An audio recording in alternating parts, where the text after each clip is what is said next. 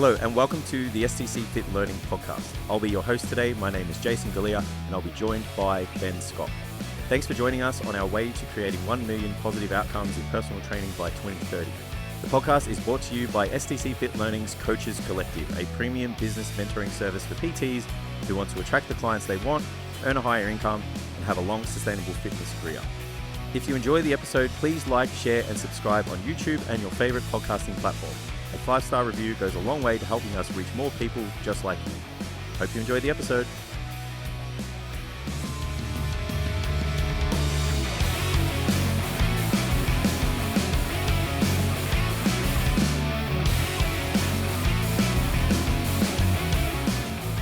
Yeah. But I think a big trap that newer PTs probably fall into is like, because you don't have to call in sick to a boss. Yeah. So it's like you had a bad night's sleep or like you're having a bad week or there's shit going on in life or whatever. It's like you can just check out for a month. Yeah. And there's no kind of consequences for it. Well, like when no one else applying consequences in the short term. Yeah, you don't have to report to anybody. Yeah. But there's definitely consequences. Short-term consequences. Yeah, I was going to say. And then you turn around in a month and you have no business. Check out for a month, you're in trouble. Yeah, that's how you get punished. But yeah, I think that's definitely something that happens for newer PTs. Yeah. Even not newer PTs, to be honest. Everyone. Yeah. Yeah. If you don't show up, you're in trouble. Mm. Yeah. Yeah. Welcome to the podcast. What's up, guys? We're officially going to do an intro, so this is the intro after the intro. Everyone's already heard my voice. Yeah. Can you tell it's cold in Melbourne for the people watching? Jason I'm in track pants. Still no shoes. No, because I've got to let if I get hot because I want to keep my beanie on, I've got to let the heat exit somewhere. So hands and feet. Is the beanie because head, hands, and feet? It is, yeah. And the ears. Yeah. Is the beanie because you need a haircut or because you're cold? Or both? Maybe. It's like, I think I'm at I have to have a 3-week cycle for a haircut because it just gets to, like, if I say long, people go like, oh, it's not long, it's still short. But it's like, I understand. It's furry. So it's like, gets a bit uneven and shit. So, haircut tonight. Yeah. Couldn't get one earlier. Mine tells me because it gets itchy. Yeah, right. It's like this weird stage of like, it's not short enough, but not long enough. So it gets irritated. Is that like the same thing as like a beard, and that goes through that stage? I wouldn't know. When you go, that's usually day like 6 for me. Yeah. And it's like, I look like my face is dirty. Yep. I think that's the phase that most people can't push through with the beard is like, there's a phase when it gets itchy and it's like, we need to break this plateau. Yeah. Or your body's like, let's just make him itchy so we shave it. I don't know. Yeah. Yeah. But I don't get that anymore. I think I did maybe 2 weeks. I got through the itch. Yeah. Or the stage 1 itch anyway. Like that early itch. Hey. While we're away. And then I was just like, oh, this actually looks pretty shit. And so I'm gonna. Did you get inspired by like everyone's like mild facial hair overseas? Because they don't really have like proper beards. It's just like, little. We're in Paris, so I was like, no one had facial hair at all, really. Yeah, right. Like obviously the token thing's the French mustache, but I didn't see any. But I did shave as a laugh. I shaved in a mustache for a day or 2. Yeah. Amy's just like, did you get your red and white t-shirt? You've got one of those. I've got one, yeah. But I didn't take it with me. Oh, that would have been the best. Black beret, black pants, like real skinny kind of fitted pants. Yeah, fucking hell. Like slacks. I'd love to see that. Maybe we should do like a theme night. I could just see you with like a cheese wheel or something. Yeah, I definitely had plenty of cheese. But yeah, Amy's just like, you're not fucking keeping that. I'm like, why not? It looks good. She's like, no, you're not fucking keeping There's only a few people that can pull off a mustache in general, and then to have like the dirty one, because that's the dirty one, right? It looks like you just got dirty skin. It's like, woof. I don't know. There's not many people who can pull that off. Shout out to Brock in our Coaches Collective. He's a man. Holy shit, he that's can hold a good mustache, man. And he holds it well too. Yeah, almost like if he didn't have it, you'd think he looked weird. Yeah, and if we brought him on the podcast, you'd have to turn the bass down on your audio settings because his voice is so deep, and with the mustache, it's just like fucking nailing it. Yeah, I got a mate who looks better with a mustache than without. Yeah. Just like, you need to keep that. Yeah. Yeah. It's like BB in your hand, mustache. Yeah. You can just like picture like the froth getting caught every sip he takes. It's like, Yeah. You're winning. You're winning yeah. on the look. Yeah. I think Brock went with the mullet too. I'm not down with the mullet. That's in at the moment. I know, but it's a thing. Yeah, we're old. I know. And out of touch with how things work. Yeah, I always joked as a kid that one day like curly, scraggy hair would come back in, and I'd be like, I've made it. Finally, it's cool again. And now I'm too old to do it. Yeah, I don't even. If I grew out a curly mullet it'd now, take fucking 10 years to grow. If I grew out a curly mullet now, I'd just like, what are you doing? Yeah, I haven't had long hair for so long. I wouldn't even know what I look like. Like Steph was like, she's like, you should grow your hair long. And I was like, yeah, but then I've got to go through the phase. Yeah. It's like, I don't know, it's probably like 3 inches, 2.5 inches long. It's like, that's not a phase I ever want to be about. Yeah. You can still get fades though. Yeah, but I'd have to have the Motley Crue haircut. You know, it's like, there'd be like a bit of, hair on the top and then it'd be on the sides and be shaved. Like my exact hairstyle right now. It'd still be a phase before that, this shit. Yeah. No, I've taken mine down, either shaved it off or pretty short a few times over the last few years now. It's not too bad. Yeah, I don't have the patience for it anyway. Yeah. And I can't be bothered. Because I can take this off and just walk outside and I'm fine. Yeah, that's the benefit. Yeah. I just don't have the head for it.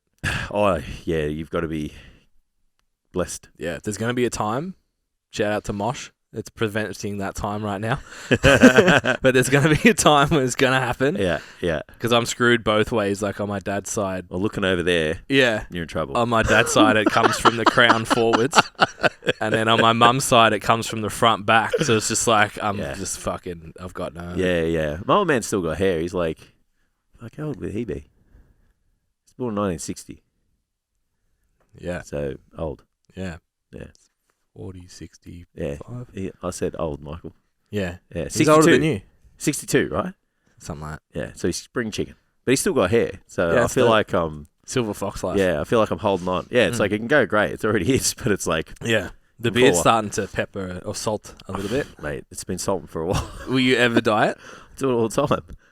Colour it? Yeah. Oh, really? No shit. 100%. Yeah, I never knew that. Yeah, it's like I'm like Fuad. It's just like it goes a little bit black and it goes a little bit white, and then I'll just like touch it up a little bit. Oh, it has to be done. Yeah. Okay. Yeah, I'm too old. I'm too. What's the process? I've dyed the hair on my head. Oh, before. Easy. It's got. Is it like you brush it through? There's an application, and you massage it through, and then you leave it for about 5 minutes, and then you go in the shower and wash it off, and it's good as gold. I've just been lazy because I don't have a haircut booked till tonight, so I'll get it trimmed up, and then I'll get it coloured and cleaned up and ready to go, mate. Yeah. So, there you go. Yeah, man. Well, it looks so natural, Jason. I didn't even know. Well, the old salt and pepper. Steph's like, I like the salt and pepper look, and I was like, yeah, babe, but like I'm fucking 34. Like I don't like it. It's too early. I don't like it, and I don't mind it like a little bit on the mustache and stuff, but it's like sometimes it's like in here, and you know what's weird? I feel like it moves. Really? Yeah, it's stupid. Yeah, either that or I'm just paranoid. So yeah. I feel like you would have to dress different. I think the salt and pepper, because a friend of mine's got salt and pepper beard, and he's never had a beard until COVID. And then he grew it out, and his wife was like, "That's fucking awesome. You're keeping that." Yeah, and we were all like, "Dude, that has to stay." Yeah. But yeah, he is like works at a school, so he's like suit and tie kind of, or like dress shirt and slacks and shit. So it's like it's a good look, and he wears glasses, so it all like ties in like nice, because the rest is really neat. But I feel like the way we dress, like oversized shit, comfort beanies, comfort is like just look homeless. Yeah. Homeless, inexpensive. I was going to say clothing. Expensive trackies that I still look homeless in. Yeah. Well, it's like it just the grey is just going higher and higher on the head, so it's just like the fade gets higher and higher, which you're not supposed to. If you have a beard, you're supposed to have a short fade. But I'm just like, no. Take the fade up, bro. Yeah. Maybe there'll be a time when I'm just like, I'm old. I can accept this shit. It's time to let it go. Just let it happen. I don't think it's going to happen anytime soon. I have like 3 or 4 grey hairs on this side, just like right at the top. So it's like beyond the fade height too. Yeah.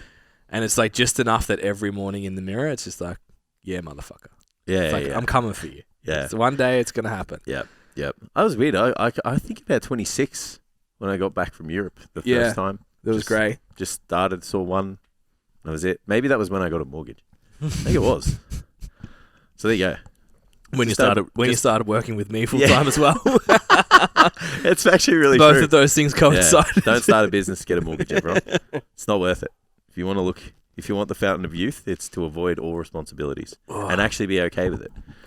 Shouts out to Tam for the Viet coffee. 3 votes. I think it's better warm. I like it cold, of course. Of course you do. Yeah. Yeah. All right. Should we talk about the thing? We can talk about whatever you like. So, you're presenting tomorrow. Last Yesterday. Thursday. Last Thursday. Yeah. On our 1% program inside the Coaches Collective on hypertrophy programming. Yep. Physique programming, I like to call it. Physique programming. The only reason why I like to call it that is because the steps and the thought process that it goes through to train someone for the way they look is the same. Yeah, I think, and even just from a demographic standpoint too, it's just like make a nice physique, not just like talk about hypertrophy. Yeah, well, hypertrophy is is growth, right? So yeah, I think it's important to reframe it, but we're still talking about the same stuff because programs that build muscle keep muscle, so it's good for a fat loss phase as well. I wonder when the last time it was we did a technical episode on here. Yeah, a long time. Yeah. So get the book out. We'll put the lab coat on for a bit. We'll interrupt. Open your phone. 5-star review. Take a screenshot. Yes. Share it. At STCfit Learning. At Ben Scott STC. At Jason Galea STC. They're not the right ones, but you'll find us. Yeah. Type it in. You'll be fine. YouTube. Just go down there somewhere. There's that side. I don't know. Like, share, subscribe. Bell notifications on. Take a screenshot as well, or a photo of your TV, whatever it is, and put it on Instagram. And tag us. Say that my shoes are cool. Get me doing this.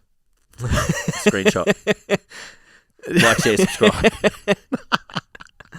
Do you prefer these pants, Jason, over my green ones? Yeah, I prefer the whole outfit, to be honest. I'm not staring at like a traffic light on mushrooms. That's a story for next week. All right. So what do we need to know from a fundamentals level before we actually sit down and write a physique program? Because I think there's a lot of talk about like volume and fatigue and blah, blah, blah, blah, without actually first understanding the core fundamentals that we need before we start even having that conversation. Yeah, like anything, like I think if you have an understanding of like all the working parts, all the all the cogs in the wheels, you get a better idea of just like how things could work, which is a really important thing. Even when I present tomorrow, like the first thing we're going to say is like, this is a way, it's not the way, it's going to change. You're going to have, education experiences and all these things from the past, and you're going to mold these things into what you learn today and formulate your own method, essentially. But if you don't actually, we hope, but if you don't actually have an understanding of just like how muscles grow, what the influences of that are, maybe, how muscles are shaped, how they contract, all those things that happen when you write a program, all of the things that are happening within that when someone's in the gym, you're going to really struggle to conceptualize, these methods, and even just people who put out content that you might follow. There was, a bit of a discussion in the Q&A the other week about someone who was like rationalizing a training method. And I, arguably would say that the way they, I guess, explained the training method and the intentions is probably not entirely correct. But then even then I was like, well, it's going to work because of this, this, and this. So you can start to go, oh, okay, well, it's still effective, and start to piece that together for yourself. Yeah. So I guess the first place that I like to start is just understanding, just muscle anatomy, basic muscle physiology as well. Understanding like the types of hypertrophy that we have. At the moment, we've got the myofibril and the sarcoplasmic. We know a lot more about myofibril hypertrophy than we do about, the increase in cross-sectional area of the sarcoplasm. So just because of that alone, for example, it makes more sense that we go and venture for, myofibrillar hypertrophy, which is, I guess like the increase in sarcomeres via lengthening or in parallel, So, but it also means that we can't neglect that sarcoplasmic hypertrophy isn't a thing. Yeah. So if we did want to dot our I's and cross our T's and even look at things from an anecdotal perspective, we know that like using that whole like bodybuilder style of training, for example, it's like their muscles are bigger, they do look fuller, and when people train in a certain way, they get this fullness, and when they stop, it does actually deflate to a degree. So it's like we need to kind of know these things. So just to, I guess, bring that back just for someone who maybe hasn't heard those terms before. So we're basically talking about one makes it bigger, one makes it more of. So one's the myofibrillar ones is the contractile protein. So the increase in, like, I guess you've got these, your muscles have like what we call like, we'll just call them like strings, cylinders, and they have sarcomeres within them that are contractile units, and they kind of pull towards each other, and all these units are stacked up together. So we can increase the length of that line, but we can also add more lines. So that's where you've got this, I guess, increase in the length of the muscle or the density of it, or the cross-sectional size of it. So that's going to be, I guess, right now with what we have available to us with research, the main intention to, kind of grow muscle tissue. But because the muscle, the muscle cell, the sarcoplasm, which is the muscle cell, cytoplasm is the normal cell, that we can increase the cross-sectional area of that, but they think it's probably more related to, at the moment, just like increase in fluid, maybe increase in creatine, glycogen, those kind of things that increases the size of it. Not 100% sure, like if the organelles within the sarcoplasm, so it's just think of it as like all the stuff that lives inside a cell, gets bigger. So that it's not like your mitochondria would get bigger, or your Golgi tendon or whatever it is that gets bigger. It's the size of it, kind of can hold more things in it, and that's probably due to how you're training. As a direct adaptation to how you train. Yeah, and is there? I know we'll probably go into it later. Like, is that a rep range thing, a load thing? Like, what's so typically like higher rep training, more voluminous training, where there's maybe more metabolites kind of pushing around in the bloodstream, and and those muscle cells are kind of expanding, that typically leads towards higher rep training as the end result of that. And then you've got your myofibrillar work, just exposing your body to mechanical tension, and that's not just like low rep training, but it's probably easier to achieve in a lower rep environment to kind of stimulate that tissue. It's funny, isn't it? Like the old like bro thing, like do this for thickness and that kind of stuff, and hardness and shit. It's like I guess that's where it comes from a little bit, because like in my head, I'm picturing the difference between a bodybuilder and a powerlifter. Yeah, it's like standing side by side, who both like are at the similar level, let's say, in what they do. And it's like the bodybuilder always looks fuller and rounder. Yeah, and the powerlifter always looks harder, but not as full. It's so definitely can be that. And then there's like obviously the nutrition, the supplementation, those kind of things. There's obviously like a carbohydrate loading period, maybe manipulation of fluids and stuff. So you're going to get those different kind of looks as well. But from a training perspective, understanding those types of hypertrophy is kind of important, just to a degree. Like as we expand and know a little bit more, we'll probably, be able to kind of give more recommendations on like how that sarcoplasm gets bigger. But it's like all this stuff's very it's all new, right? Infant. Everything's infant. So we can't sit here right now and be like, like Rawdon said, it's like the more you learn about it, the more you realize like we don't really know that much.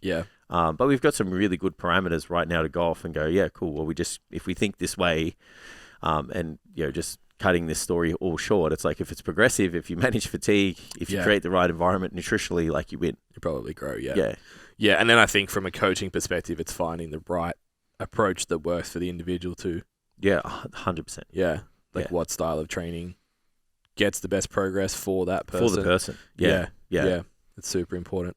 So the only other question I have in that realm, and this is purely for selfish purposes, it's not on any of the screens that we're looking at, is the regional hypertrophy thing. So we've spoken before, again, coming from a purely selfish perspective, wearing knee sleeves for 4 years and just squatting, and never doing a leg extension or training the quads in a shortened position.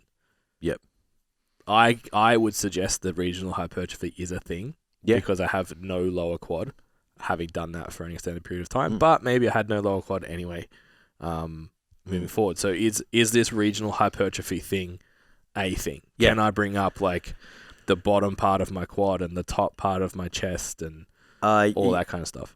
Yeah, I think so. I did a bit of mentoring with Chris Beardsley as well. Like I did his hypertrophy mentorship, and we were talking about like the notion of like how you train a muscle. You can train a muscle proportionate to the shape that you want to build it. So, looking at things like strength curves, it's like where's the tension, and muscle strength curves, like where's the tension in terms of like the lengthened position of the muscle, the shortened position of the muscle, and the mid range as well. And he was saying that this myofibrillar hypertrophy we're talking about, like the increase in the length of the sarcomeres, and then maybe the addition of them in parallel is actually a direct response to how you train them. So if you spend a lot of time in that shortened position, you're going to get this muscle bulge because they're going to increase in cross sectional area and probably in parallel. Yeah. But if you're creating like more stretch mediated hypertrophy, then those the fibers are going to lengthen and they're going to add more sarcomeres to them. So if you look at it from that perspective, like you can create a different shape and a different look to the muscle. And then even just from an anecdotal perspective, it's like if you want a big upper chest, like look at how the chest converges on the clavicle and into the sternum and stuff. And it's like, okay, so these fibers run this way, so it makes more sense to go this way. Your delts are the same. Yes, it's kind of predicated by muscle insertions and stuff. So, but like, I still think that if you spend time in a place that you're challenging those muscles in a particular way, relative to the strength curve of the movement and the muscle, that you should be able to develop a muscle specifically. And we see it in bodybuilding all the time. Yeah. It's like, this person needs to bring up, they need wider legs, they need bigger adductors, they need a bigger sweep in their quads, and it's like next year they come out and it's bigger. Yeah. And it's like, okay, well, something had to happen. That kind of shows just there that it can be done. Yeah. And then just looking at like the theory kind of makes sense at the same time. So. Yeah. So if you're a strength athlete like myself who looks 12 years old from mid-thigh down, there's hope for us yet. Yeah, that's it. And it's like that comes down to the specificity of things and just like how necessary is it for someone who maybe doesn't get like super deep in a squat to need that. Maybe they want to and they can do it in the off season, or maybe they squat like that naturally and it's okay. Yeah, but it just really depends on the specificity of it. Yeah, definitely. So I guess the next step is probably looking at like the different mechanisms of hypertrophy and understanding like how they come about. Yeah. So before that, the ones I wanted to touch on there on the screen is like just muscle fiber types. So like the muscle fiber types and their characteristics. So it's just understanding that like we have muscles that perform certain tasks. Like when we stand, we've got it's slow force production, long bouts of requirement to do those things, and those particular muscle fibers are going to be responsible for that. But then when the threshold gets greater, or the signal from the nervous system gets more intense, there's other muscle fibers that come into play here that are really forceful in terms of their production in force itself, but they fatigue sooner. So depending on the task will depend on when they come in, which we talk about kind of later on in the content. But it's still important to kind of have a real general concept of that, because like how you train is going to be, really specific and a direct reflection of, or the adaptation is going to be a direct reflection of that. And then the last one's just like understanding how muscles contract. Yeah. It's like there's, this neuromuscular connection, and it's like the brain sends a signal to the muscle. It's a neural signal first, which means it's electric. It turns chemical. That happens via, a crossover in a junction, stuff enters the muscle, mainly calcium, and, that alters the internal environment of the muscle that allows it to contract. And when the contractions cease, it's because the signal's not great enough, or there's, metabolites that accumulate in the muscle that are affecting the internal environment, and that muscle can no longer, have those actin-myosin filaments kind of touching over and contracting. So we kind of need to know those things as well. It's like, why did someone pull out of a set? Thinking about things like actual, volitional fatigue, and then it's just like technical failure and stuff like that. Like there's things that, if we understand this stuff, it's like, okay, maybe it's mental, because if I'm not in it, that signal just doesn't create a big enough stimulus or a threshold, and I can't continue the set. So it's like cool to know. Even things like arousal and stuff. Hey. Yeah, all of that stuff's really important. So it's not. It's like a what really pre-workout to buy. Yeah.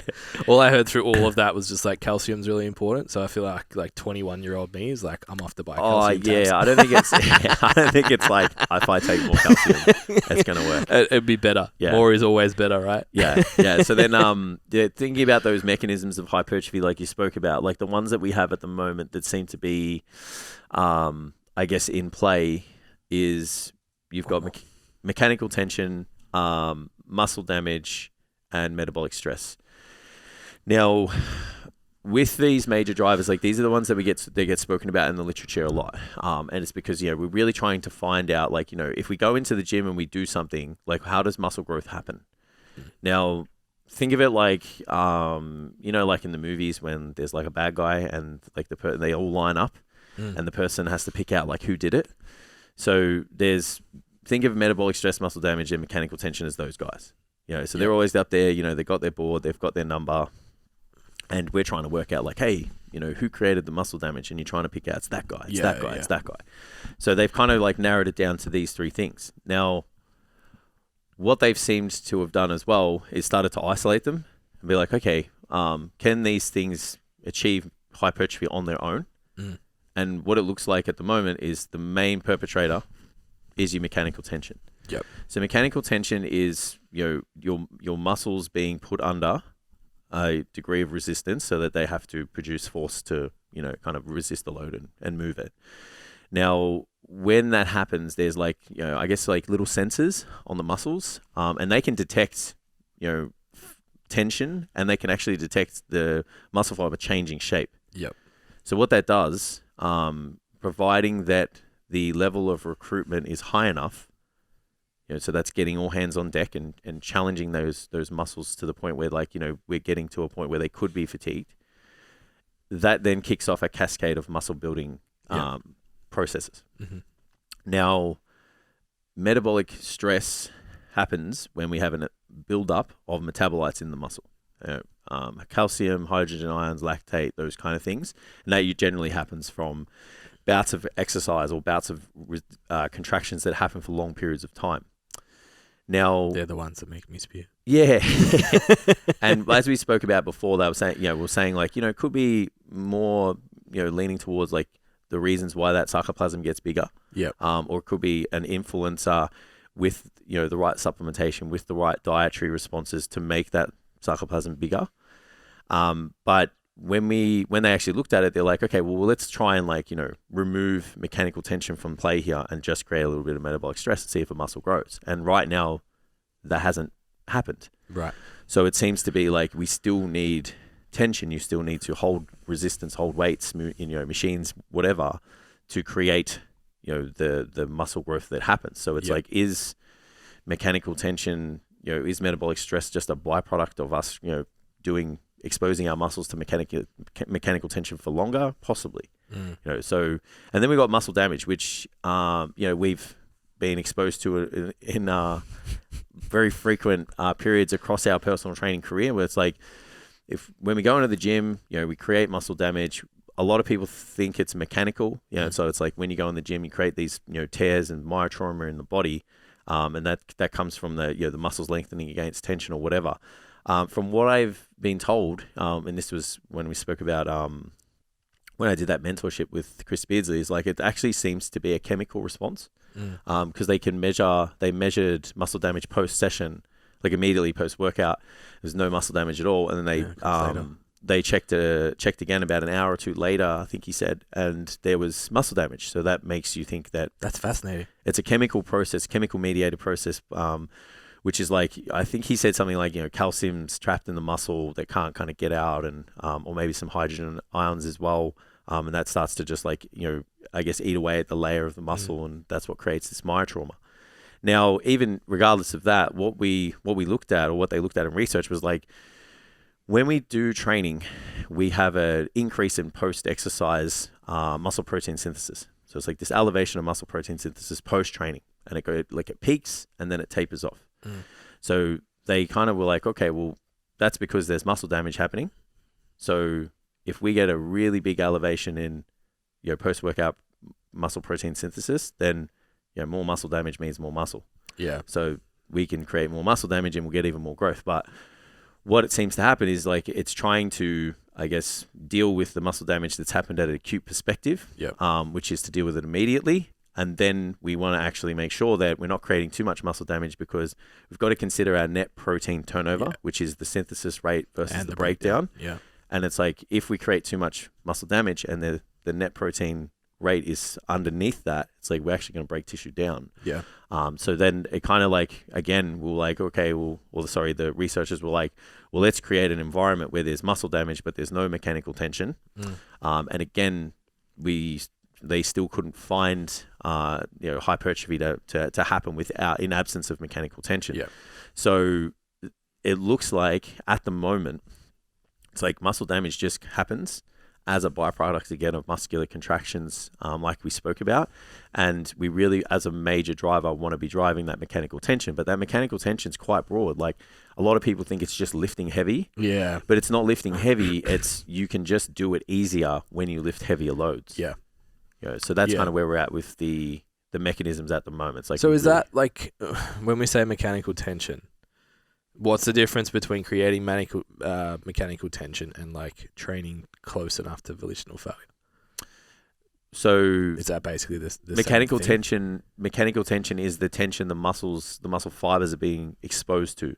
So that's anything. It's just the degree of mechanical tension will influence how close or how much muscle fiber recruitment we'll get and how long we can sustain that bout for. Yeah, but so when you say it's easier, like I'm thinking like doing a 6 on a hack squat, like it's easier to get to a proximity of failure on that because it's only 6. Yeah, it's just easier. You're not experiencing the other factors that you spoke about before, like fatigue or just like conditioning even. Yeah.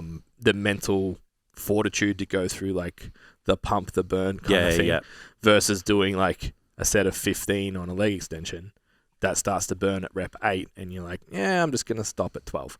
Yeah, well, they both get exposed to mechanical tension because, again, there's resistance. It's just that there's other things that are important as well, which is like muscle fiber recruitment, like we spoke about. So I guess if we go back to something we should have spoke about before, which is the responses and, I guess, relationships and adaptations of hypertrophy, understanding the size principle is a really, really important thing, because that's how you get to conceptualize like the difference in like high rep training and low rep training and this proximity of failure thing that we always talk about. So when we talk about the size principle, it's about the motor units being recruited in order of size from smallest and largest, depending on the intensity that's exposed to the muscle. So basically what it means is like, if you've walked up to something and you've gone to pick it up and you've expected it to be lighter and it feels really heavy and you're like, fuck, that's heavy. And then the next time you go and pick it up and it's not, that's because you've primed yourself and rewired yourself to recruit a sufficient amount of motor units that fire those muscle fibers. The task, Now, even if you do a lift, like that's why warming up is really important. That's why, sometimes people do like a heavy set and then they kind of drop the weight down, or they might even just do one rep and drop the weight down, is because they're trying to create that situation where our muscles recruit the relevant amount of muscle fiber. Now, when we look at like the order, it's like your body's lazy. So it's going to go, right, let's recruit the least amount, the most fatigue resistant. First, which is your slow twitch muscle fibers. So they want to get those in, but the thing is with those is they don't contract forcefully, they're not very strong and explosive. So they'll get to a point where another order of muscle fiber will start to kick in, and it'll be some more slow twitch, but some more fast twitch, and there'll be more muscle fibers involved because those motor units are bigger. They control more muscle fiber. And then you'll get to the point where it's like when we start to fatigue and it's like all hands on deck, it's like those really big motor units that control large amounts of muscle fiber, which have high amounts of, fast twitch muscle fibers that, are really explosive and, but highly fatiguing, they'll kick in as well. So it happens in a sequence, and that can happen really, really quickly. And obviously like fatigue influences it. And, sometimes those motor units don't switch on because fatigue's influencing those. So the order changes and stuff like that. But it's like, when you were talking about before about mechanical tensions, like we want all those muscle fibers to be exposed to tension. And we want all of them on to switch to create force to move the weight. it's easier if I pick up a heavy weight because they all just turn on. Yeah. Because you've got the fast twitch fibers switched on straight away because the threshold is high enough. So high. Where if I've got a lighter load, it's like I've got to do the work. I've got to have the mental game to keep pushing, the reps. even when I probably am getting signals back saying no. But it's like, hang on a minute. Not all hands on deck are available right now or are doing anything. Yep. So it's like that's where there's kind of a little bit difference, in my opinion. Yeah, and I know we'll probably dive down into it later, but like that, it leans into that kind of fatigue to stimulus kind of discussion, right? Because it's like listening to this, it's like, oh fuck, I'll just do 1RMs all the time. It's good luck. Remember, the mechanical tension is acute and quantitative. So it's like there's still an amount of work that needs to be done. Like, so if you did 1RMs, like you would just have to do lots of them to, kind of get the gains that you want. Same with threes. Like, we talk about volume matched environments, like it's fine. So it's like 3 sets of 10 could be the same as 10 sets of 3. However, it's like, who wants to do? Good luck doing 3 sets. Who wants to do 10 sets of 3? It's going to take you 3.5 hours to do. So and you won't want to be a person for the next you won't be able to train days. tomorrow. And it's like, so it's like there is a dose response to hypertrophy, and it's about getting that dose right. And it's like this person still needs to show up, probably 4 times a week minimum. And it's like doing 10 sets of 3 is probably not going to do that. And then without this going crazy, it's like understanding the length tension relationship. So it's about the amount of tension that's, the muscles produce at different muscle lengths. So it's really important to understand that, which I guess, like, if you understand the sliding filament theory, then you can kind of apply that too. And then you can also work out, muscle positions. And if you understand strength codes as well, like that's really valuable. Force velocity relationship. So it's just about that inverse relationship between force and velocity. So this is where, like, the fast reps thing, I don't conceptualize because I understand this. And it's like, if you're moving fast, you're recruiting everything. But it's like, just because of that doesn't mean it's being exposed to large amounts of muscle tension and they're producing force. So that's an important concept from a hypertrophy perspective, or intramuscular force, sorry, not force per se. Then protein balance, like we spoke about. So it's like synthesis rate over breakdown. So it's like, we need to know that, because if your client's not having enough protein, having enough calories, doing too much volume and probably too much work that induces muscle damage, they're probably not going to grow from that perspective. And then talking about, like we spoke about just then, fatigue.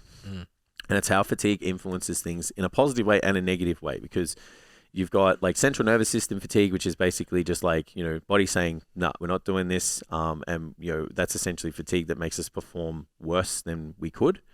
And then you've got peripheral fatigue, which is like fatigue that builds up localized to the muscles that we're working. But sometimes those things can, bring on muscle fiber recruitment faster. They can alter the force velocity relationship as well, and actually expose your muscles to larger degrees of muscle fiber tension and muscle fiber force. And then they can also increase things like passive tension in the like long muscle lengths, because we're getting fatigued, we're spending a little bit more time in that stretched position. And it's like, well, we have active tension and we have passive tension, so it's like we add those things together, there's more tension, and there's some really cool stuff which some people aren't sold on that like length, the stretch mediated hypertrophy. But I'm kind of I'm a big advocate of it, because when you start to think about these things, it's like, okay, well, that does work. And when they do range of motion studies and stuff, it's like, maybe that's why the full ROM works. And I'm not sure if they've done like short ROM versus full ROM studies where they just do like different parts of the contractile range just yet. I think that's what Chris was saying when I did his mentorship. But yeah, it just seems to make a lot of sense. There's a lot of clues. It's interesting how, like, and I know he's not the world's most popular guy anymore, but like Jacob Wilson was pushing that shit fucking 7-8 years ago, like force stretching and loaded stretching. It was a huge thing. We're still trying to figure it out. Hey, it's still and that's a training technique that I talk about in the programming unit. It's like it's an option you can use as an acute tool to break through plateaus, or use as a driver of hypertrophy if it's done well and there's like a method to it. And it's because of those relationships. So when you go to use that, you don't just sit there and go, I watched this thing on bodybuilding.com YouTube channel. It's like, okay, I understand that, like the length tension relationship, if I spend more time in that stretch position, there's non-contractile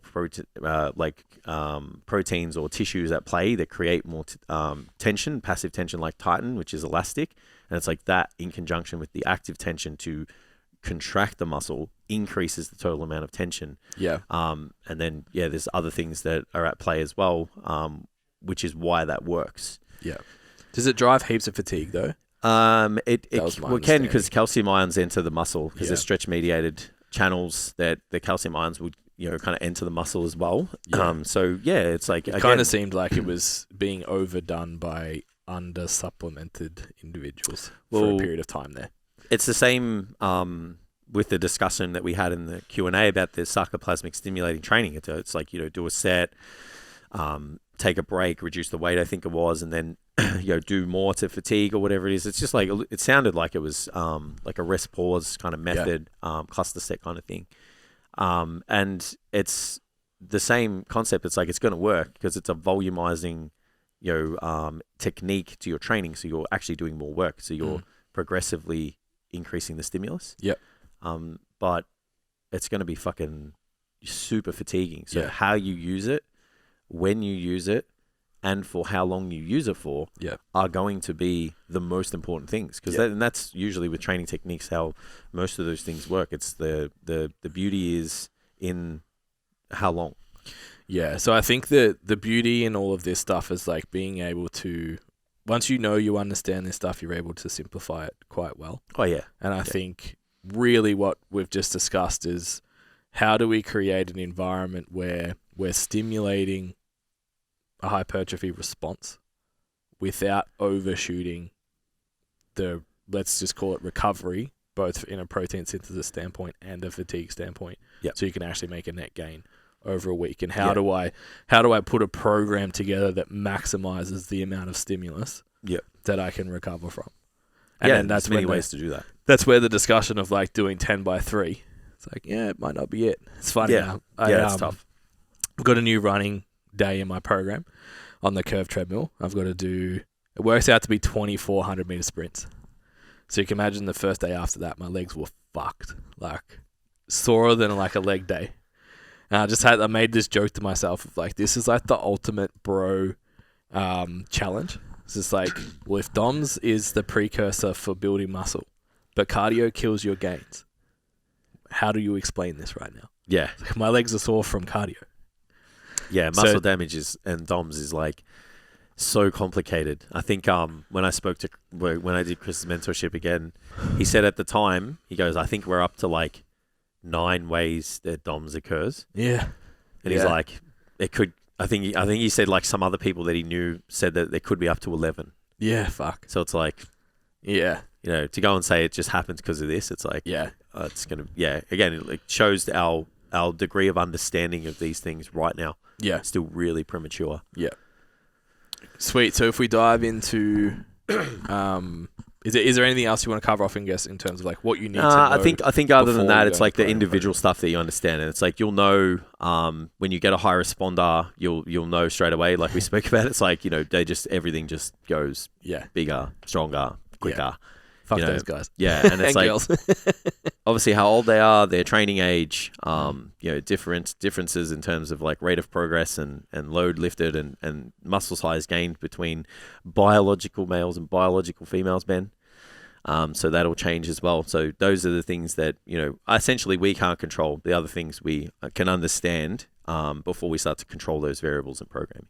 Yep. Yeah, cool. So when we get to programming, where do we start? So where I've kind of started first is talking about like, because we've already gone through like the meat and nuts of programming. We've talked about sets, we've talked about reps, we've talked about rest periods, we've talked about, training frequency, we've talked about, exercise selection, exercise order. Like, I'm pretty sure we did a podcast on that and I've done like 400 of them. And it's fine, because we're always going to talk about that stuff. And this is a repetitious thing because you want to have a really strong message. And they have specific lenses that we look through for, physique compared to like strength or, I guess like we'll call it just general kind of wellness, because that's a different approach as well. Yeah.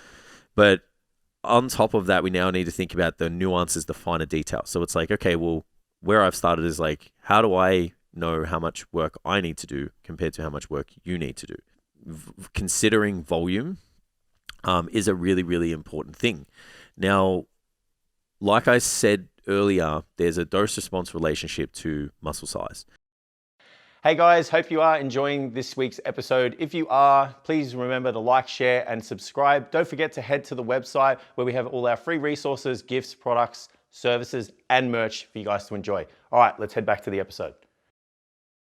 What they've seen in research at the moment is like, there's a point where you'll get a little bit of gains with a degree of volume and effort, and then there's a point where you'll get an optimal amount of gains, which is with a little bit more work. And a little bit more effort. And then it's like once you go beyond that point, you'll actually start getting diminishing returns. So finding that dose-response relationship is really tough because it is a sliding scale and it's based off, many things. Basically, your body's ability to recover and your ability to show up and work hard.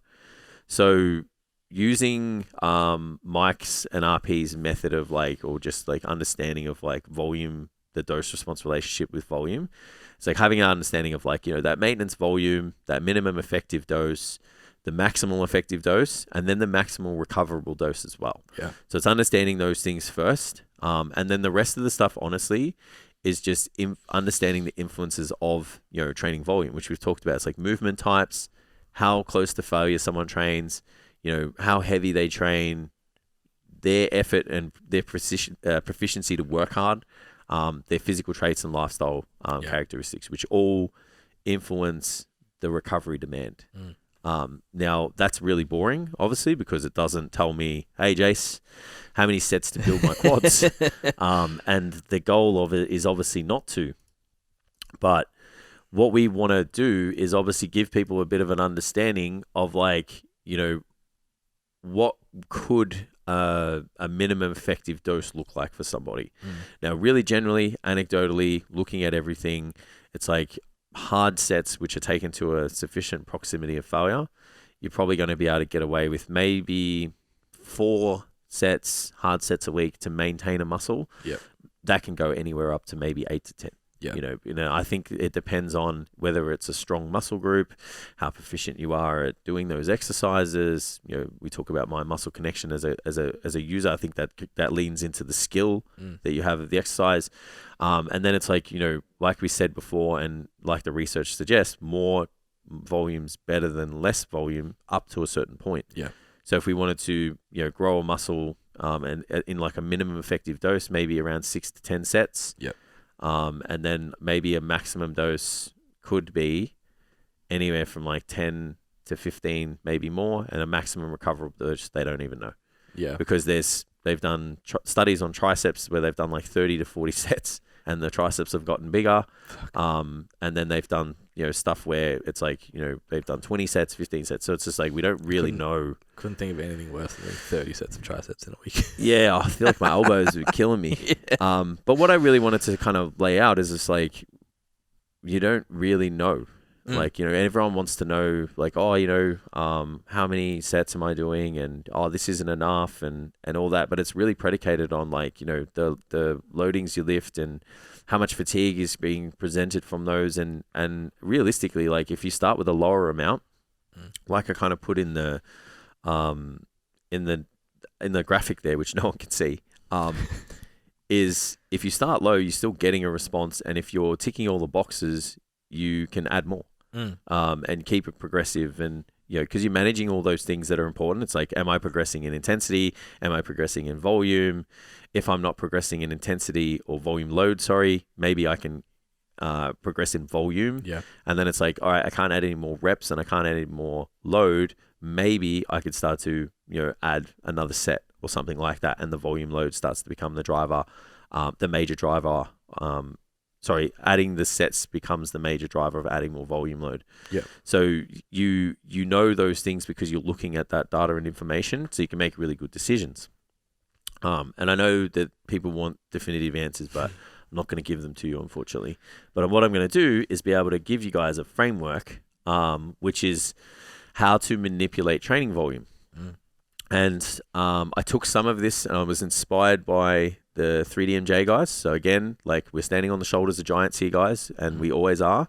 But I kind of added in some stuff, which is like a pathway or a questionnaire on like, when is a good time to increase training volume and when is the time not to? Maybe decrease training volume. And it's things like, have I hit a plateau? And it's like yes or no. And it's like, am I, no's obviously keep as is, but then it's like, I have, and it's like, okay, well, before we add training volume, let's look at all of the things that play here. Are you sleeping well? Are you hitting your calories? Do you have enough protein? Are you, doing your, the stuff in, are you meeting your recovery demands, stretching, whatever it is, all of those kind of things first? No. Well, let's get the recovery on check first before we start to add things that are gonna make that worse. Yeah. And then it's like, okay, well, I am, and it's like, okay, well, let's look, are you, do you still have a desire to train? Do you want to go to the gym? Are you, going into the gym and you want to stay there? You don't want to just like leave. It's like, are you in a position where you want to maximize your workouts? And it's like, okay, well, you're still not presenting under recovery symptoms. Yeah. And it's like, okay, well, let's increase the training volume very, very minorly. And it's like, this person says no. And it's like, okay, well, you're presenting symptoms of overtraining and that's probably why you're not recovering. Yeah. So maybe let's add a deload, or maybe let's peel your training volume back. And then we have this discussion again. Yeah. And I think that framework is more important than someone coming out and saying it takes 10 sets to optimally grow your quads. Yeah. It doesn't, because I've seen, Adam O'Mackey's DUP method with, that he preached with least mode, and it's like he's getting growth with like 12 sets per week. Yeah. And then it's like, but then I've seen, someone maybe, and correct me if I'm wrong here, but someone like Eugene who's like, I do 30 sets a week on quads. Yeah. And it's like, okay, well, they're very drastically different. Yeah. But how they're executed and the variables involved in all of those are very different. Yeah. Like maybe Eugene's method of 30 sets a week on legs, which is obviously quads, glutes, hamstrings, not just quads. Yeah. But maybe he doesn't train very close to failure. Maybe he uses different loadings. Maybe he uses more heavier loadings, which can be less fatiguing. And then, maybe Adam's training to failure. Yeah. So it's like there's less work needing to be done because the stimulus is high because he's making every rep count. Yeah. But that's probably not factoring in feeder sets. It's probably just working sets, and then feeder sets are still stimulatory, but it's just like the magnitude of the stimulus isn't as great. But then that one all-out set probably makes up for the feeders. Yeah. And then it's probably doing a back off set. There's fatigue. So there's, looking again, the size principle, how peripheral fatigue influences that. There's going to be sufficient amounts of recruitment. So you're going to get this, a good stimulus. You can quantify these things, progress it over time. So hopefully now I'm painting this picture. And it's like when things aren't working, when you hit a plateau, ask the questions. Yeah. Ask the right questions to be able to manipulate things for the client. Yeah. And I think that's like, and what we'll go into tomorrow is like setting the start point. And I take the same approach for the strength programming thing. It's like, this is the start point. Get all of your other ducks in a row, then review the results. And then, like we said earlier on in the episode, start building it to the person. Yeah. Because it's like, what are they going to execute the best? How, all of these variables, including there's one it's going to be different depending on who you're training and who your client goal is. But another one's going to be like, do they like the program?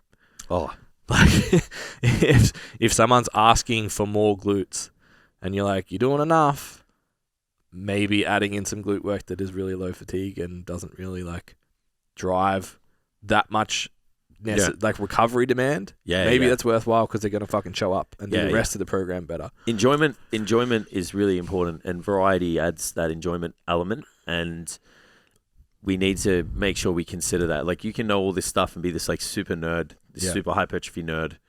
But if your clients don't like the programming, or if they just can't see why the plan is being laid out the way it is, in those instances, like, they can just drop off.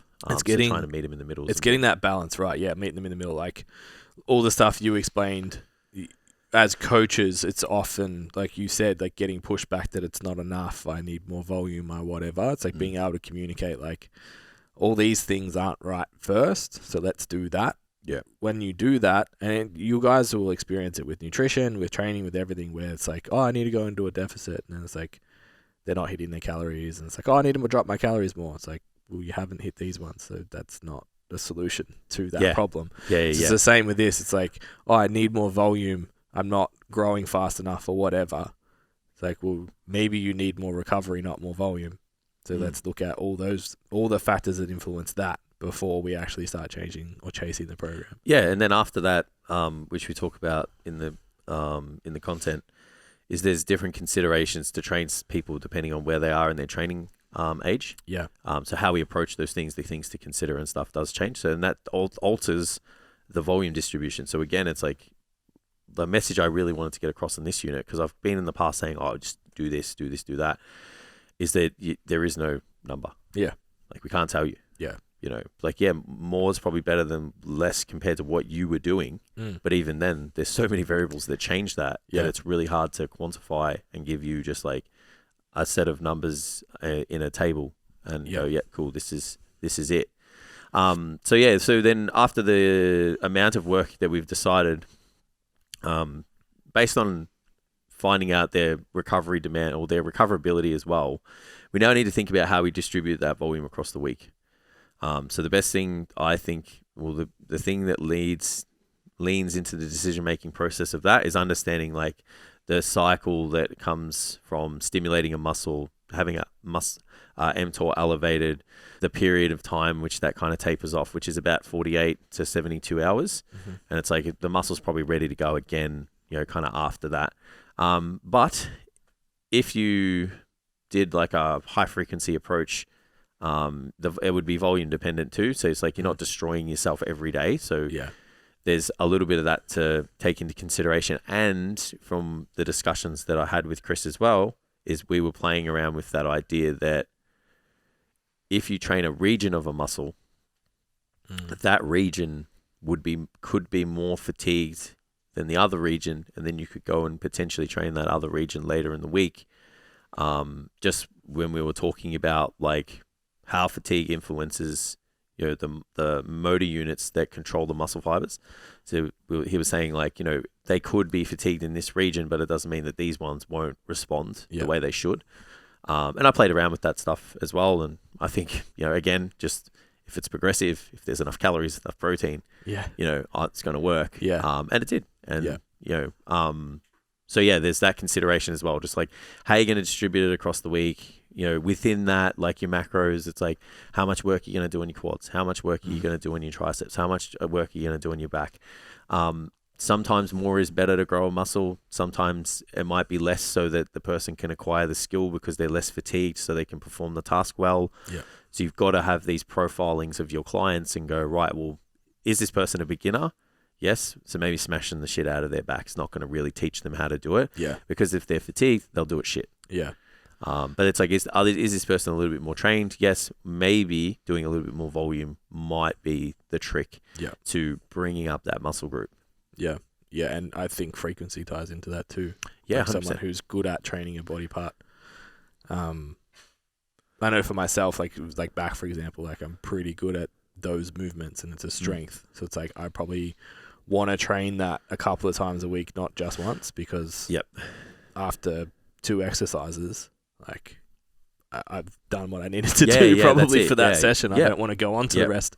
And that's the thing you got to consider is like, I think the best way to answer the question when you talk about frequency and you're working out a workout plan is just like, you know, just playing out how that workout would run in a week. And it's like, could I do this program? What am I going to feel like when I do this first workout the next day? Could I walk into the gym and do the exercise I've written out on this for the workout next? If the answer is no, then your client's not going to be able to do it either. It's so funny how simple that is. And I think it was Will we had that conversation with. He's like, just like, it sounded so simple in the time, but it was like, we both did it intuitively. But just to be like, because we were talking about volume distribution, I think. And he was like, oh, I just look at the workout and if it looks like I want to do it, then it's sweet. If it looks like I'd be fucked, then that's not good. And it's like almost it can be that simple. It's like, well, what are you going to want to train the day after doing 6 sets of quads? Not quads.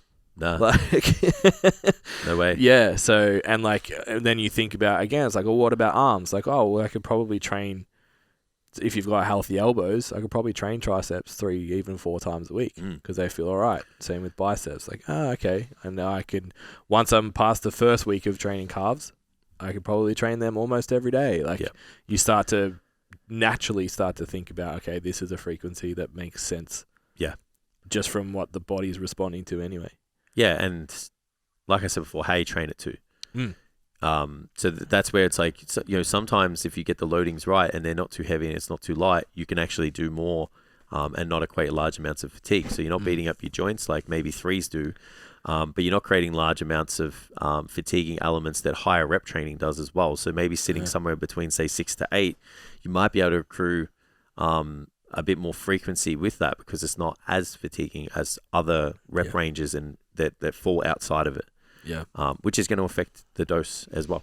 Yeah. Yeah. I think that's when I look at like physique programming, for me, that's the key to it. It's like, how much work can I get you to recover from? Yeah. And that every decision after that is based on achieving that outcome. Yep. How much stimulus can I create in a week? So then to contextualize that, it's like, well, frequency comes into that. Even like density of a workout comes into that. Because it's like, well, if I put all of your quad exercises on one day, your last exercise is probably going to be at a lighter weight than it would have been if I put it on a separate day.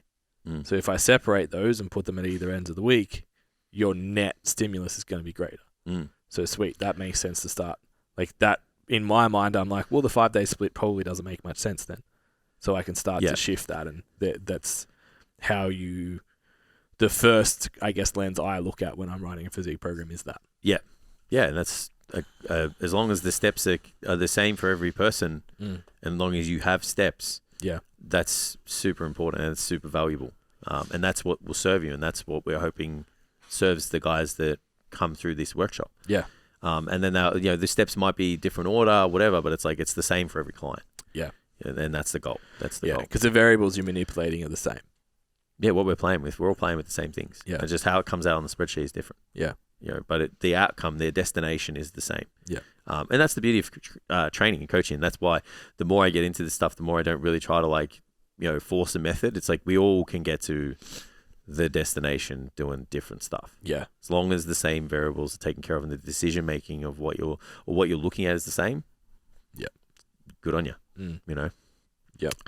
So then moving on to common training methods and techniques, I thought it was important to understand, because like we were talking about before, is like people talk about drop sets, they talk about, this sarcoplasmic stimulating training or whatever it's called, rest pauses, cluster sets, all of those things. So I thought it's just important to unpack loaded stretching, some of the common ones. It's not a physique programming method workshop where we just talk about methods that have been designed by other people. Yeah. And then talk about their efficacy. There's heaps, but I thought I'll just use the main ones that pop up in the bodybuilding world. Yeah. And unpack what they are, how to design them, and maybe some potential benefits. And then just understand that usually those methods fall under 2 distinct categories, which is an accumulation effect or an intensification strategy. So accumulation usually means accumulating reps and accumulating volume. Intensification usually means intensifying the load. Yep. So there's different ways that we can do that. And it's important to have, maybe a combination of both of those. Maybe go with one and then go with the other. And then utilize those techniques where necessary and understand that they are acute strategies, probably in most cases for more advanced people, sometimes time poor people like drop sets and supersets. Yeah. So it's like you're working with clients in a gym who want to look good naked, but don't want to compete and don't take this that seriously that it's a sport. It's like, cool, you've got 45 minutes. Supersets, you've got, you need to get this amount of work in, do some drop sets. You're in a deficit, don't have much time, drop sets are good. But it's like, understand that you can't drop set everything. Maybe do it the last, exercise on the last set for the muscle group or something like that, for example. So it's just like paving that understanding. And then again, when we look at other methods that I haven't listed in the content, it's like, okay, is it an intensification method? Is it an accumulation method? I can understand how this is going to work. Yeah. I can understand how it maybe won't. Yeah. Or how to use it. It's like once you gain that understanding, you should be able to kind of unpack everything. Yeah, and make a good decision at the end. I think it's a good rule of thumb to like, and something that we would have fallen in the trap of ourselves early days would be when you see or hear or whatever something cool from whoever on YouTube or Instagram or some coach or a workshop or whatever, identify what the trade-offs are. Yeah. So like these methods that we're talking about, it's like a lot of people will be like, oh, drop sets are sick. Like you do more. And I get like sick pump, bro, blah, blah, blah. It's like, okay, so what's the trade-off to that? Because there's a cost involved to everything that you do in the gym. Every lift has a cost. Yeah. What is the cost of it? And then how do you manage that cost to make sure that the net is still a benefit? Yeah.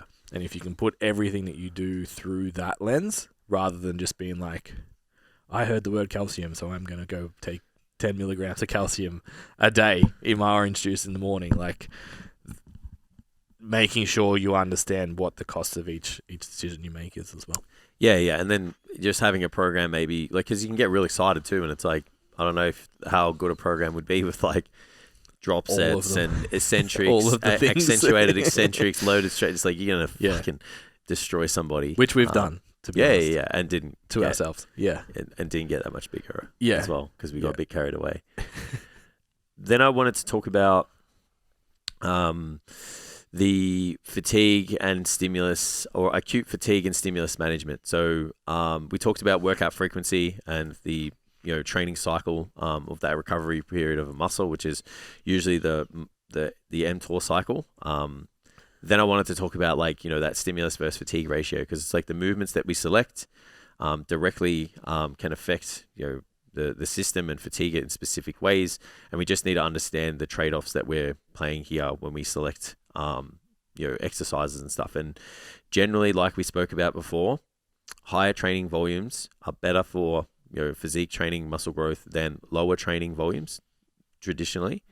And that's where, if we're doing more repeated bouts of stuff, we're doing more work in the gym, we've got to start to think about that whole barbell work, and how much of it's are we gonna do, what type, are there other movements where maybe we can accrue a little bit more work, the same stimulus, without maybe the joint stress and perception of effort and all of those things that create fatigue. So I've kind of just again taken Mike's model and threw a couple other things in there as well.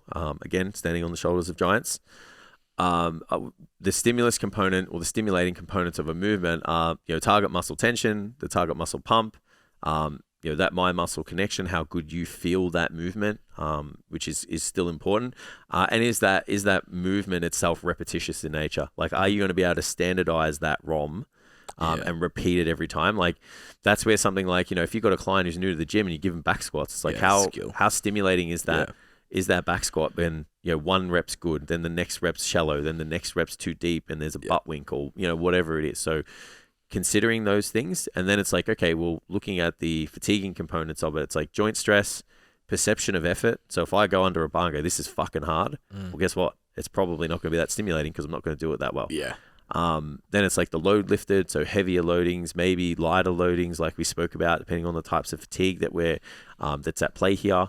And then obviously, coordination. So the person's actually ability to do the exercise, like you spoke about, which is a component of skill. So we've got to think about those things. And it's like, I'm not saying don't put in your barbell movements and your free weighted exercises. Like, we've had debates in the past where I've said, you can get butthurt about it as much as you like, but you don't have to squat, you don't have to bench, you don't have to deadlift to grow. And some people got really upset with that. But when we actually lay it out, you don't. But the person can.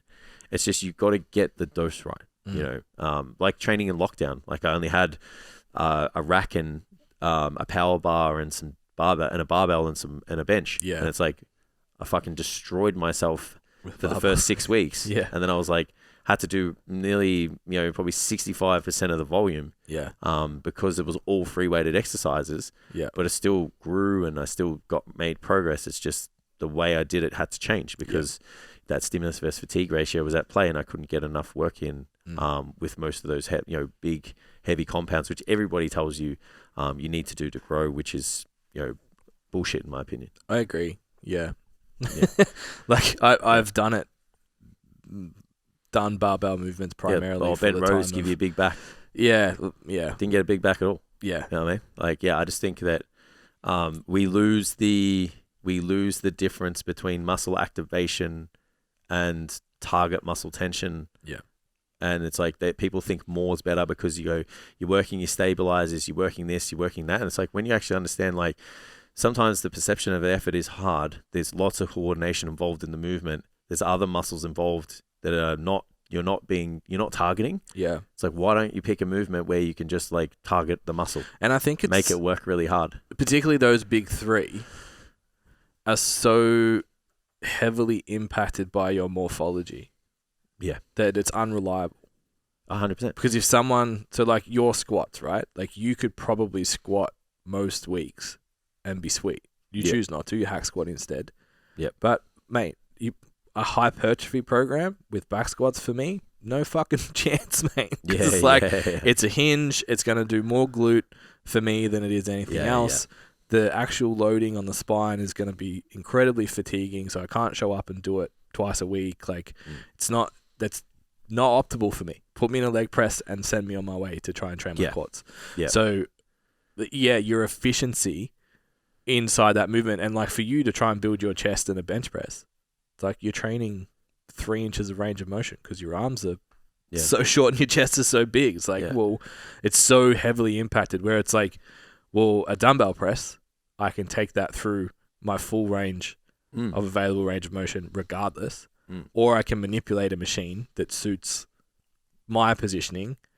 Like there's all these, the morphology's impacted so much more in terms of the outcome you will get from barbell movements compared to dumbbells, cables, machines. Yeah. And we unpack that, I guess like in that foundational programming unit where it's like, anthropometrics is one of the considerations for exercise selection. Access, the client access, their ability, the goals. It's like all of those things are at play in your decision making when you decide an exercise. You don't just sit there and go, oh, squats, quads, lots of muscle activation. Yeah. Cool.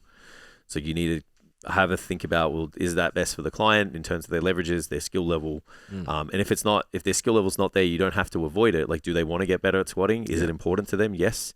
Okay. Could we change? Put it in. Yeah. Can we change, the mechanics of the movement to be a little bit more quad dominant, heel hike, maybe something like that? If it's safe, yes. Okay, let's do that. Yeah. But it's like you don't have to. You're not forced to, and you're not a worse coach because of it.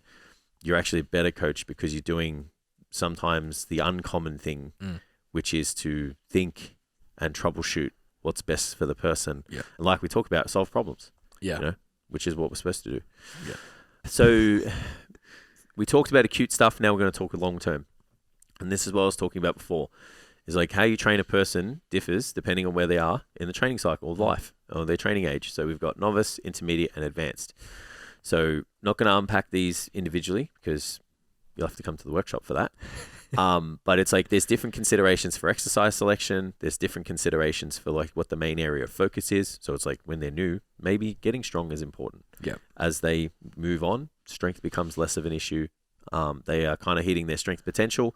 Then you think about shifting the focus. Volume allocation is different. Maybe it needs to be lower when they're new to the gym. As they're an intermediate, sometimes it needs to be higher because their skill is not there to work hard still.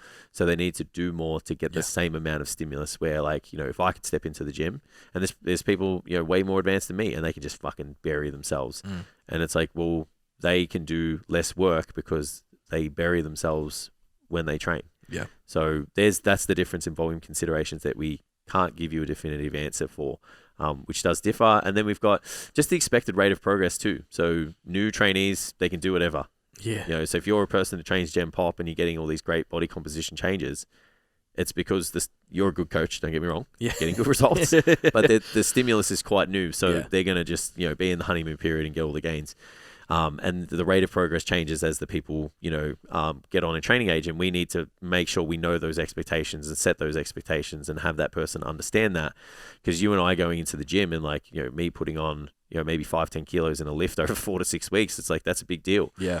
Maybe putting on a couple of 100 grams, of tissue in in a month or something, like that's a big deal. Huge, yeah. Where like, if you're new, it's like you can put on 3, 4, 5 kilos and probably lose body fat at the same time. And it's all happy days. That's why I train novice powerlifters. Makes me look good.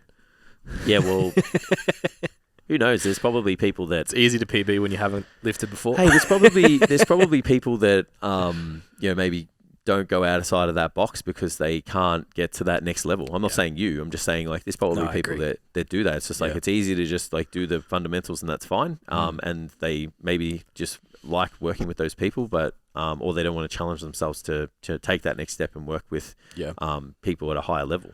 Yeah. So just a quick like segue on that, because we talked about this in the workshop yesterday with the guys about like, is it one client result that blew up your book and all of a sudden like you were awesome and people were coming to you for physique outcomes or me for strength outcomes? Like how did that come about? And having that discussion, like that just prompted me to think that what it was being able to take quote unquote Gen Pop people to beyond their first 2 years of training. Yeah. And then not plateau. Yeah. It's like, okay, so where you've been with other coaches and they just kept doing the same shit and you weren't getting results anymore, we can go another 5 steps further. Yeah. And I think like part of obviously the whole Coaches Collective message is being able to train someone who's been in training for 2, 3, 4, 5 years and getting outcomes for them. And that's where this stuff comes in. Like you can listen to today's podcast and change nothing and still get results with a newbie. But what do you do in 18 months when it stops just working by accident? Yeah, that's it. Well, what questions are you going to ask and how are you going to find those answers? Yeah. Yeah, and like shout out to like Ben Daly, my very first kind of physique client. It's like he pushed the boundaries, man. Like he was just got to my level of knowledge. I had to get better. Yeah. Like I always say, you just need to know more than your clients, especially at the start. And it's like, that's what happened. It's like he was just a monster, like in the gym, just training and like just kept making gains. And it was like, and the goals just kept getting more specific and bigger. Yeah. And it's like that pushed me. It's like, okay, well, I need to know where to take this person next. Bit of a shame he decided to change paths. I feel like could have got a fair bit out of it. Fucking hell, Ben. But that's okay, But it's like that. It's people like that are good. They push you to be better. And there's 2 choices you have as a coach. It's like you either try to excel and get beyond that person, or you move them on. Yeah. And you say, look, and we're all going to have skill sets that where we move people on. Yeah, I think that's important to capacities, I guess we could call it. I think that's important to identify. Like you have a client right now who was a client of mine who was like, I can get you shredded for a photo shoot. And then she was like, cool, now I want to compete. I'm like, yeah, go see Jace. Yeah, it's the same. It's like, I want to be an international level powerlifter. Yeah. It's like, can get you to the platform, get you stronger. But it's like, if you want to take this seriously and do it as your job or a sport, then it's like, okay, well, maybe I need to, kind of move that on to somebody else. So there's definitely capacities of skill sets that we have. Don't feel like that you have to all the time, but if you do want to be a specialist and have people coming to you for specific outcomes. Yeah, if you don't want to challenge yourself either, then don't. But if you do, like I know me, I don't like being shit at things that involve a barbell. Yeah. So it's like, okay, well, maybe I'll learn enough to do it. But it's like my main, like we say, your niche is not your market. It's like, Jason, strength and physique coach, probably more physique coach, but it's like the strength element's still there. It's like you have a barbell, it works the nervous system and the muscles. It's like, I still love that shit. Yeah. It's just that you got to have an eye for movement as well. Yeah. The rest of the stuff is pretty straightforward. It's like we're unpacking the long-term considerations, like more so from a periodization perspective. So when we talk about periodization, you really just need to understand why it exists. And it exists to make sure that we manage fatigue and can increase or maintain performance. Now, when it comes to physique training, it is a little different to your traditional models of periodization that are for events. And even if it is for a bodybuilding show, it's totally different. And yes, you need to periodize, you need to have plans, back off periods, all of that kind of stuff. But in my opinion, if you understand like the general adaptive syndrome and that model, it's like you will understand periodization and find a model that sits well. Yeah. So that's basically like, that alarm phase, the resistance phase, and then that exhaustion phase, and making sure we don't go into that exhaustion phase. And if we do, we know how to get them out. So you know how to ask the right questions, you know what data to, look at for your check-ins, and you know what feedback to get from your client. Yeah. And then it's like, looking at those traditional models of periodization and thinking about, well, are they actually going to work in a physique realm when we have looked at all the other stuff that we looked at?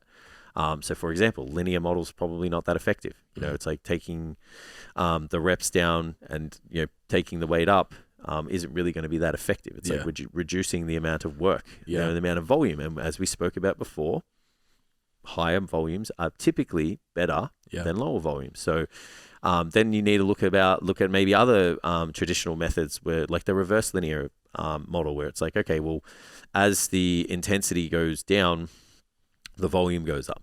So maybe we add more reps, or maybe we add more sets, or something like that. Could we use it? It's like, it ticks all those boxes, so it could be effective. And then looking at something that's been pretty promising as of late is that daily undulating periodization method. And it's like, okay, well, maybe it's important to have, so you don't lose the stimuli that you did from last block. You have a bit of strength in your program. But then we have volumizing components as well. So when you go back to doing heavy lifts and stuff, you haven't lost it because you've done it before. So you're still getting exposures from certain stimuli. When we look at, like we spoke about before, metabolic stress, mechanical tension, things that drive hypertrophy, because metabolic stress drives processes that involve muscle building at a metabolic level. It's like, okay, well, having them all in the program kind of makes sense. It's like, I'm ticking all these boxes. And then it's like, look at the literature, and it's like when you compare the periodization models, none of them seem to be more or less effective. So then it's about finding what fits to the client. And don't get attached to them. No, that's it. We had a conversation with about this stuff, and it was just like met with so much resistance because it was like, but the smart person said that this is the way. It's like, and there is no way. That's it. And it's like, just find a method that works well, and then that leads into like things like deloading, and it's like having periods where you back off and push are really important. Knowing when those signs, being adaptive as well. So I like a fixed approach that is semi-adaptive. So it's like, hey, week 5, we're probably going to do a deload. But let's have that conversation first. Sometimes it turns to week 4. Sometimes it doesn't happen. Sometimes we go 6 weeks, and I'm like, cool, I'm cutting your program short. So, usually they last 8. It's just like, and it's just about having that model. It's like, I don't want overtraining to occur for this person. I want to promote progression. I know that people can start to, possess symptoms of overtraining. Everyone's going to be different. Some people overshoot their rep to failure. Some people undershoot it. Some people, don't recover well because they don't eat well, they don't sleep well, they've got a project on at work, they've got stress with their family. All this stuff matters. And that is the nuance of coaching. If you understand why periodization needs to happen, you'll be fine. Awesome. And that's it. That's pretty much it. Like, I feel like I've covered most of the things, talking about the models. Okay. So then the last couple of bits was like, talking about periodizing volume and frequency, which is really new. So it's questionable, and we can't prove it yet. But there seems to be some really good anecdotal evidence that I've seen, and it seems like it's starting to come out in literature as well, potentially, that going through phases of like high and low kind of training volumes is really valuable from a hypertrophy perspective, because we can't always add more, and sometimes we need to consolidate what we've got and resensitize the training volume. So that's where periods of like, minimum effective dose for a long period of time to consolidate what you've got is important. And I've actually done that with a lot of clients and seen it very effective. It's like, push the weight up, let's own that weight with the minimum amount of work. And then let's push again. So I've actually been playing with that in the programming cycles as well. Like, always reducing volume at the start and then pushing towards the end. So it's just like let's consolidate, let some fatigue settle, focus on execution and all that kind of stuff, and then drive it up over the program. I like, I've been doing like, most of the time it's 2 training cycles or 2 training blocks growth. 1 training block maintenance, because that's 16 weeks. Or 12 to 16 weeks. So they put on 3 to 5 kilos. And it's like, okay, cool, let's own the 3 to 5 kilos, bring the volume down. And then use the vectors that you have at play to drive growth, which is calories and training volume, or training and supplementation sometimes, depending on who you work with. And it's like, play around with those things, but they all have to come down at some point. They can't just keep going up and up and up and up. It just doesn't work that way. And I think that's a really good example of 2 people who are sitting here following the same principles, executing it slightly different. Yeah. And that I think is, from what I've taken from today, is your message is principles. Design your method that works for the individual, but don't be attached to anything. Yeah, and have nuance. Like, be the coach. Be a coach. Troubleshoot it for your clients. Have a method, have a system, but there's got to be a little bit of flexibility, a little bit of wiggle room. So all of this stuff is obviously available in our Coaches Collective program. Jason's actually presenting this workshop tomorrow that's built on fundamentals of physique, then into a programming module as well, which then turns into a 3-hour workshop of actually going through and building these programs. So if you listen to this today and you're like, I kind of get it, but how do I actually go and do that on Monday? That's what we do inside the Coaches Collective for everything. From like setting up your business to building your business to being really fucking good at what you do with your job. Everything we try and do is like practical applications of things. So if you want to be involved with that, just head to stcfitlearning.com, click on Coaches Collective, and all the information will be there for you. You can apply for that. It is an application because we want to make sure that the people coming through, we can actually get them results. So you need to be working in the industry. You need to be wanting to build a business. You need to have a clear pathway of where you're going, or at least be able to figure one out with us. And you're welcome to join us. That's about all. I guess a little note that the podcast over at STCfit is going through some changes as well. We might have a new name maybe by next week if we figure it out. But we're definitely taking a different pathway. So if you like to lift weights and all of the lifestyle things that come with lifting weights and being that kind of human being, tune into that one as well, as we are taking in a slightly different course with Jason and I back on the mics every single week. Sweet. All right. I think that's it. Thanks, guys. Thanks for your time. Ciao. Bye. Thanks for tuning into the episode. Don't forget to like it if you liked it, and subscribe if you loved it, and share it with somebody who you think needs to hear it. Don't forget also to head to the website for all our free resources, products, services, and merch. All right, see you next time.